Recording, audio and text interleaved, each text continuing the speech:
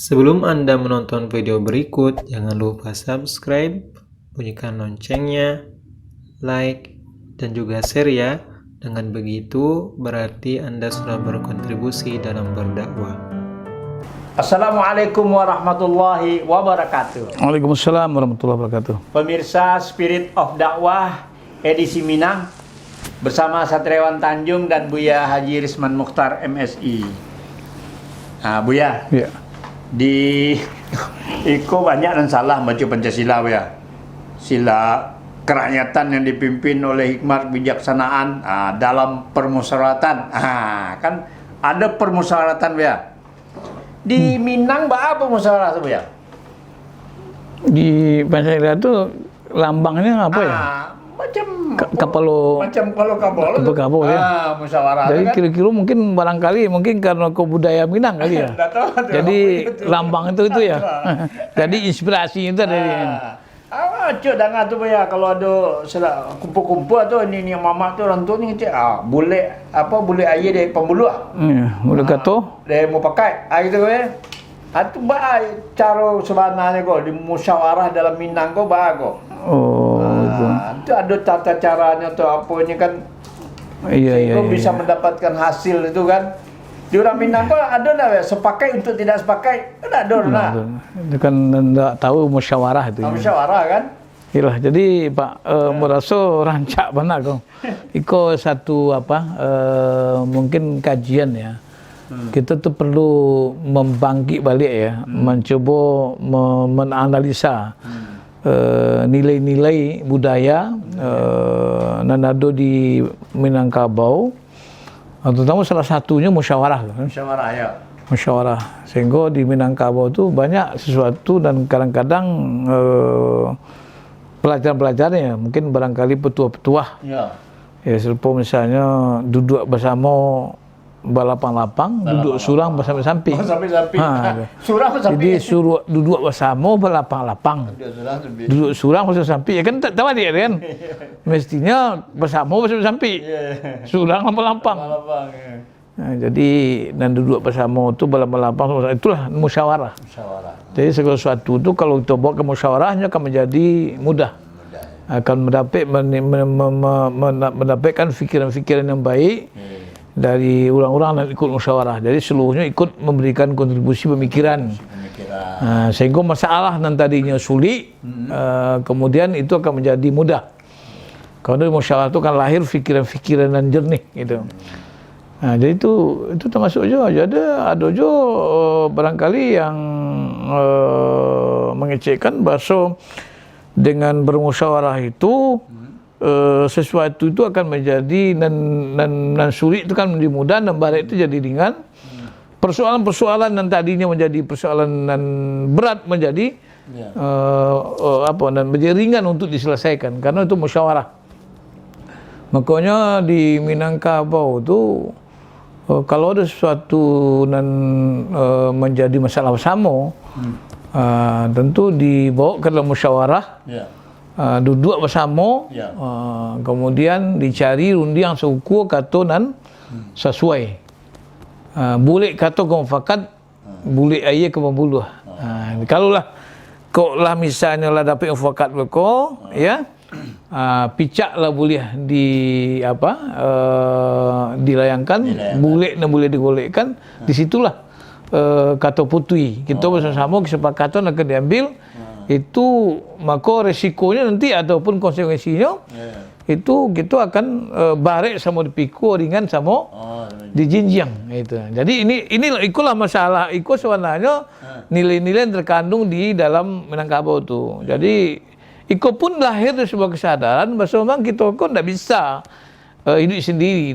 Kita kan makhluk sosial, makhluk yang saling membutuhkan. Kita masing-masing punya kelebihan. Kita kok singkek oleh mauleh, kurang tukuk menukuk. Jadi kalau ada yang singkek, jadi diulih. Jadi dengan kita bersama tadi akan menjadi apa? Jangan sampai. Tapi kalau kita misalnya tidak ada kesadaran itu, kadang-kadang diulih mungkin sengkek, ditukuk mungkin kurang. Ditukuk kurang, diulih mungkin sengkek. Tapi dengan kita bermusyawarah secara ikhlas, ya masing-masing mau memberikan pemikirannya dan secara siap untuk menerima pula dari pemikiran lain, maka di situlah musyawarah itu dah jalan. Makanya di Minangkabau, maka kita tu namanya nagari itu, profil nagari itu berbalai bermusaji, balabuh bertapian tempat mandi. Jadi ada balai, tampik bermusyawarah, ada musaji tampik kita mengaji, ada balabuh jalan merupakan ekonomi ya. Ya, itu kan infrastruktur kalau jalannya lancar kan berarti ekonominya lancar lah. Tampik mandi itu katakanlah fasilitas kesejahteraan masyarakat lah.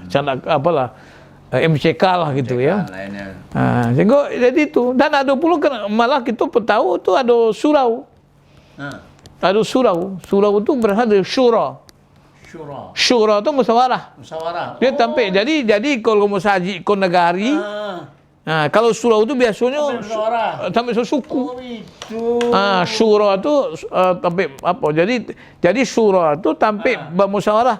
Jadi siapa sukuan, misalnya ada masalah bermusyawarah di surau, syura. Itu syura apa? Itu apa namanya? Istilah-istilah di di kampung awak itu namanya surau ya. Tampik musyawarah. Jadi artinya apa? Begitu juga kalau kita dalam tidak bisa, artinya tidak boleh diambil keputusan itu surang dah. Kalau misalnya kita di dalam misalnya dalam rundiang di rumah misalnya waktu ada acara misalnya. Ada orang misalnya mendatangkan rundiangan, tantangan sesuatu dan misalnya katakanlah majak makan saja lah misalnya itu kan. Itu disampaikan kepada orang yang datang, katakanlah si tamu undang datang tentang undian dan nalaka tengah, hidang rata, nasi sesuap minta dimakan, air setaguk minta diminum. Itu dijawabnya ndak bisa. Ndak boleh ndak betul, tapi alah sampai itu, dah lain tentang rundiang datuk sama ini kata sebenarnya, di tikam coba ke sipi diulang kini ke lopeh, ndak kah diulang ke datuk ada, diambil jong pangkat tengah penyudahin, baru lama kecil datuk kau beliau kan, kayu ikut datuk aku, jadi di kami 2 bertiga, aku apa masalahnya, musyawarahnya.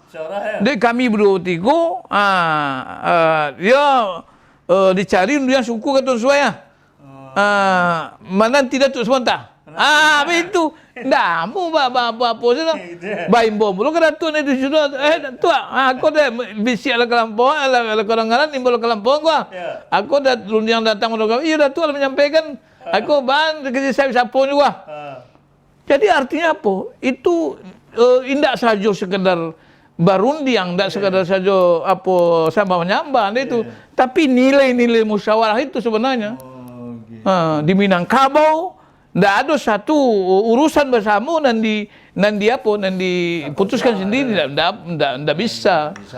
Itu prinsip. Jadi tidak ada diktator tirani itu tidak ada. Mantang-mantang mama, mantang aku ada dan kuasa tidak bisa.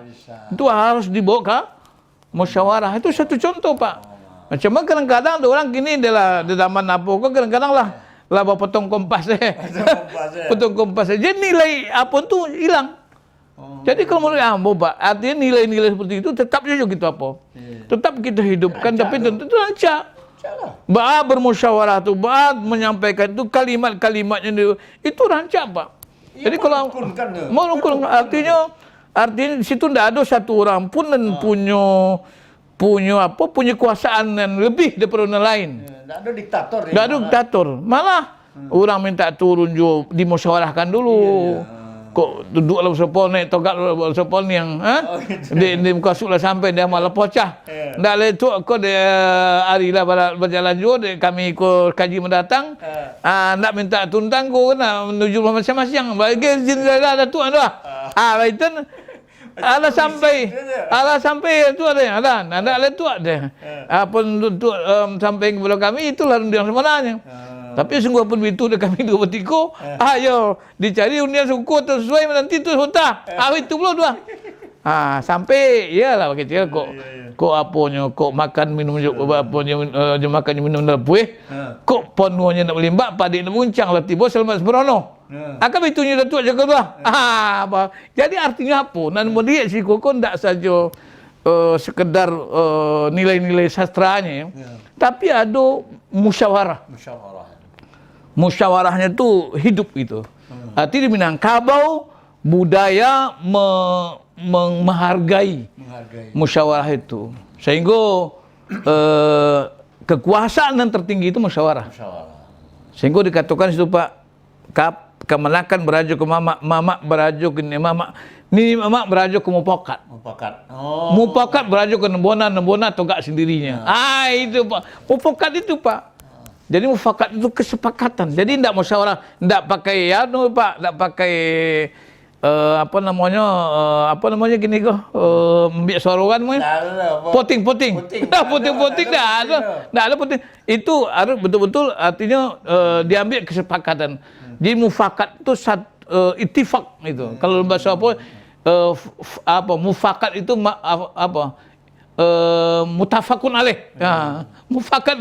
Mufakat artinya sepakat, setuju, seluruhnya mendukung itu. So dengan kita bersepakat tadi itu akan mampu memberikan dorongan dan tanggungjawab pada setiap pribadi ikut mendukung apa yang kita musyawarahkan. Dan ikulah yang diajarkan Nabi Ibrahim, Pak. Ya, ketika Nabi Ibrahim diperintahkan kepada Nabi Ibrahim untuk menyembelih anaknya Nabi Ismail. Bertanya dulu. Tanya ya. Ya, apa ini araf fil manami an adbahu kaki itu. Dan di dalam apa diperintah Allah SWT untuk menyembelih fanzur madza tara. Gimana pendapat kalian? Artinya apa? Musyawarah itu akan memancing partisipasi. Dengan kita bermusyawarah, ya itu akan terpancing nanti partisipasi. Orang yang kita ajak musyawarah akan ikut bertanggung jawab. Itulah kemudian di Minangkabau itu hidup. Dengan hidup musyawarah itu lahirlah gotong royong, lahirlah kerjasama, lahirlah partisipasi masyarakat secara utuh. Itu Pak. Jadi artinya kalau kita lihat, kita baca-baca, cuma Minangkabau ya sejadi ya. Bagi cik orang pengumbu ya nanu sebona kok. Ya nasi jadi artinya nilai-nilai musyawarah tu itu. Sehingga memang apa namanya kalau kita di kampung tu kok tiba di kerojo bersama pekat awak apa itu je kamu memperoleh anak awak memkawinkan segala macam ada apa namanya ada baduk-aduk namanya bau-bau nama kalau di Piaman tu bau-bau kalau di Pengumbu tu baduk-aduk namanya apa tu antara mama ipa bisan kalau macam semondo itu situ Pak. Jadi ada kebersamaan lah. Musyawarah akan melahirkan kebersamaan akan melahirkan kekompakan dan itu akan melahirkan kekuatan untuk melaksanakan apa yang kita sepakati dan apa kita putuskan bersama. Itu Pak. Pemirsa Spirit of Dakwah edisi Minang, itu sabana musyawarah tinggi nilainya di masyarakat Minang. Hendaknya kita pelihara musyawarah itu sehingga menjadikan negeri yang makmur, baldatun thayyibun wa rabbun ghafur. Nasrul minallah wa fathun qarib. Assalamualaikum warahmatullahi wabarakatuh.